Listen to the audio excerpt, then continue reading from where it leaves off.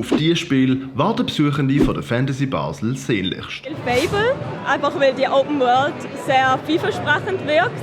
Und wenn es wirklich so ist wie in der Trailer, dann wäre das perfekt, vor allem weil ich sehr gerne so in eine andere Welt hineingehe. Transport Fever 3, das Logistikspiel, das dann im Sommer rauskommt. Das letzte Spiel, Transport Fever 2, ist vor 6 Jahren rausgekommen. Und ich bin halt mega Zug-Fan. Ich liebe einfach Zug fahren lassen. Und ich freue mich auf das dritte Spiel. Pokémon Wind und Welle, Forza Horizon, unbedingt. Momentan ist Forza Horizon 6, das jetzt rauskommt. Einfach weil es in Japan spielt. Ich bin ein grosser Initial D-Fan. Deshalb, dass die Straße nicht fahren kann, das ist definitiv mein Most Wanted momentan.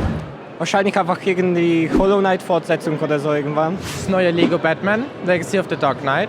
Ich habe auch schon früher Lego-Spiele gespielt und ich finde, es hört sich geil an. Das neue Fire Emblem-Spiel, das rauskommt, sollte dieses Jahr noch rauskommen.